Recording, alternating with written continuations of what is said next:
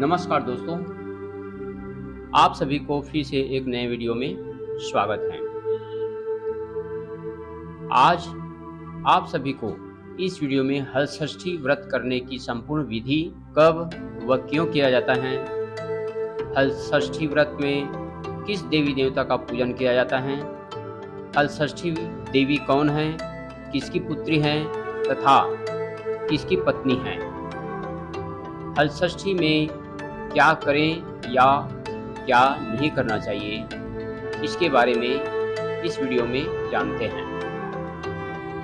हलषष्ठी व्रत महिलाओं द्वारा परिवार की सुख समृद्धि और संतान की दीर्घायु के लिए रखा जाता है। इसे देश के अलग अलग हिस्सों में अलग अलग नाम से जाना जाता है। यह मूल रूप से षष्ठी माता का व्रत है। बलराम जी के जन्मोत्सव के उपलक्ष्य में यह मनाया जाता है। बलराम का प्रधान शस्त्र हल है, इसी से ये हलधर कहलाते हैं और यह व्रत हलषष्ठी कहलाता है। यह किसानों का भी प्रमुख औजार है जिनसे वे खेती का कार्य करते हैं, अतः यह किसान त्योहार भी है। इस दिन किसान अपने हल का पूजन करते हैं। इस व्रत को विशेषकर नवविवाहिता स्त्रियां पुत्र कामना से व विवाहित स्त्रियां पहली संतान प्राप्ति पर संतान की दीर्घायु कामना से व्रत रखती हैं। बलराम जी का संबंध हल से है और कृष्ण जी का संबंध गौ पालन से है, इसलिए इस व्रत में हल तथा गौ माता पूजन किया जाता है, न कि उनसे कार्य लिया जाता है। इस कारण से हल जुते हुए जगहों का कोई भी अन्न व गाय का दूध, दही, घी आदि का उपयोग इस व्रत में वर्जित है। भाद्रपद के मास में कृष्ण पक्ष का छठवां दिन अर्थात छठी तिथि को हलषष्ठी व्रत किया जाता है। यह पर्व भगवान श्री कृष्ण के ज्येष्ठ भ्राता श्री बलराम जी के जन्मोत्सव के रूप में मनाया जाता है। इसी दिन श्री बलराम जी का जन्म हुआ था। संतान की लंबी आयु के लिए किया जाता है। हलषष्ठी व्रत करने से संतान सुरक्षित रहती है। हलषष्ठी व्रत में शिव परिवार अर्थात शिव जी, माता पार्वती, सिद्धि बुद्धि सहित गणेश जी, स्वामी कार्तिकेय, इसके अलावा भगवान श्री कृष्ण व बलराम जी तथा हलषष्ठी माता की विशेष पूजा होती है। हलषष्ठी देवी प्रकृति के छठे अंश से उत्पन्न होने के कारण ही इसे षष्ठी कहते हैं। बच्चों के अधिष्ठात्री होने के बजाय विष्णु की माया होने के कारण यह विष्णु माया कही जाती है। यह ब्रह्मा की मानसी कन्या है, अतः मातृकाओं में इन्हें देवसेना नाम से जाना जाता है। भगवान स्कंद स्वामी कार्तिकेय की प्राण प्रिया पत्नी होने के कारण यह स्कंद प्रिया कहलाती हैं। यह देवी बच्चों को आयु देने वाली होती हैं, बच्चों की रक्षिका पोषिका हैं। योग बल के प्रभाव से यह सदैव बच्चों के समीप स्थित रहती हैं। इस देवी के संदर्भ में एक पुरातन कथा आती है। स्वयंभू मनु के पुत्र प्रियव्रत हुए थे। योगी होने के कारण विवाह नहीं करना चाहते थे, किंतु ब्रह्मा जी की आज्ञा से उन्होंने मालिका नाम की कन्या से विवाह किया, परंतु बहुत समय बीतने पर भी उनको कोई संतान नहीं हुआ। तब राजा प्रियव्रत ने कश्यप ऋषि को बुलाकर उत्तरेष्टि यज्ञ कराया। यज्ञ अग्नि से एक चरु प्रकट हुआ, जिसे राजा ने मालिका को दिया। उस चरु के खीर के भक्षण कर रानी गर्भवती हुई, किंतु 12 वर्ष बीत जाने पर भी उनको कोई संतान नहीं हुआ। 12 वर्ष उपरांत रानी ने एक दिव्य स्वर्ण कांति युक्त पुत्र को जन्म दिया। परंतु सर्वांग सुंदर होने पर भी वह बालक जीवित न था। इस पर राजा रानी दुखी हो गए। राजा ने अपने उस मरे हुए पुत्र को हृदय से लगाकर शमशान की ओर चल दिया। शमशान पहुंचकर राजा ने पुत्र शोक से दुखित हो रोने व स्वयं के प्राण देने को तत्पर हो गया। उनका सारा ज्ञान जाता रहा। तभी सहसा उन्हें एक दिव्य विमान दिखाई दिया, जो कि श्रेष्ठ मणियों से निर्मित था। उस विमान में एक सुंदर मनोहर प्रसन्न वदन श्वेत चंपा जैसी वर्ण वाली नव यवना विराजमान थी। उसे देखते ही राजा सब दुख भूल गए। अपने मरे बालक को पृथ्वी पर रख उनके पास गया और पूछने लगा कि हे देवी, आप कौन हैं? किसकी पुत्री तथा किसकी पत्नी हैं? तब वह देवी कहने लगी कि हे राजन, मैं ब्रह्मा की मानसी कन्या हूँ। मेरे पिता ने भगवान शिव के पुत्र स्वामी कार्तिकेय से विवाह कराया है, अतः मैं स्कंद प्रिया हूँ। मैं पुत्रहीनों को पुत्र, पत्नीहीनों को पत्नी, धनहीनों को धन व कर्मवानों को उनके कर्मानुसार फल देती हूँ। हे राजन, तुम ज्ञानी श्रेष्ठ कर्मवान हो, अतः तुम्हें मेरा दर्शन हो पाया है।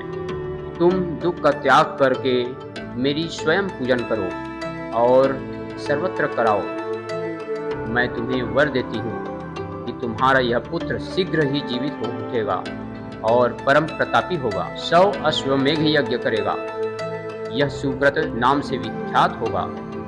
यह कह देवी अंतर्ध्यान हो गया। इधर राजा प्रियव्रत अपने संतान को जीवित देखकर प्रसन्न होकर पुत्र सहित नगर में वापिस आ गया।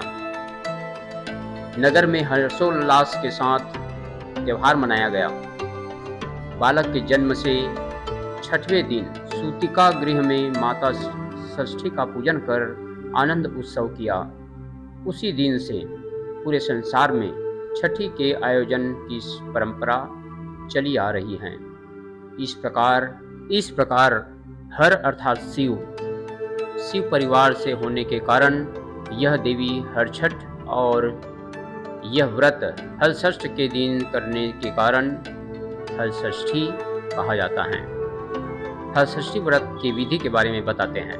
भाद्रपद माह की कृष्ण पक्ष की पंचमी से ही व्रत का नियम शुरू करें, अर्थात एक समय का भोजन कर हलषष्ठी व्रत करने का संकल्प करें।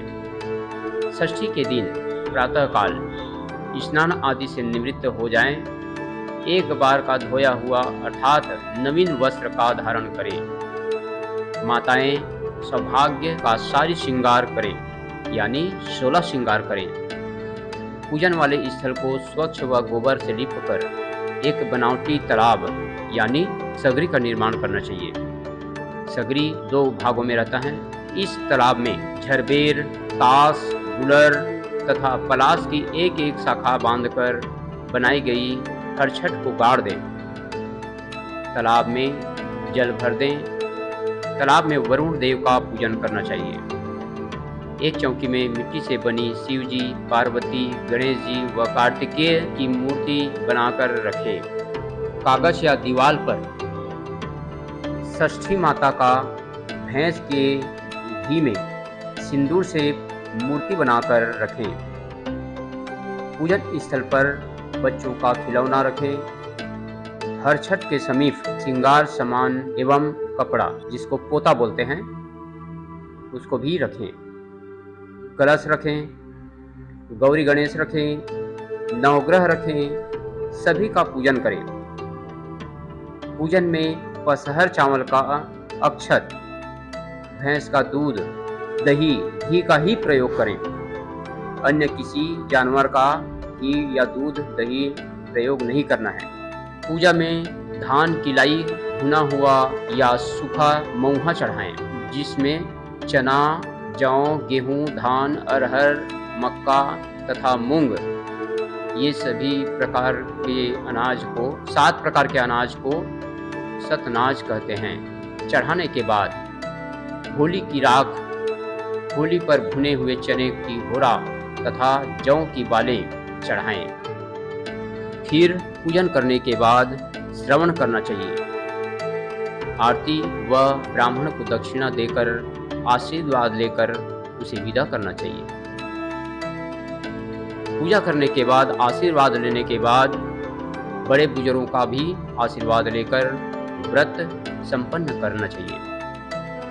बच्चों को प्रसाद के रूप में धान की लाई, भुना हुआ महुआ तथा चने या सत अनाज को मिक्स करके प्रसाद के रूप में सभी को देना चाहिए। पूजन के बाद घर जाकर अपने संतान के पीठ वाले भाग में तगरी के पानी से भिगोकर अपने पुत्र के पीठ वाले भाग में मारकर अपने आंचल से पोंछना चाहिए। इस दिन महुआ के दातुन करना चाहिए। भोजन बनाते समय चम्मच के रूप में महुआ के पेड़ की लकड़ी का उपयोग करना चाहिए। भोजन के लिए महुआ पेड़ के पत्ते का दोना पत्तल उपयोग करें। भोज्य पदार्थ में पचहर चावल, बिना हल जूते उगने वाले जो अनाज रहता है पचहर कहते हैं या पसहर कहते हैं। इसका भात, 6 प्रकार की भाजी, भैंस का दूध, भैंस का ही दही और उन्हीं का घी तथा सेंधा नमक का ही उपयोग करें।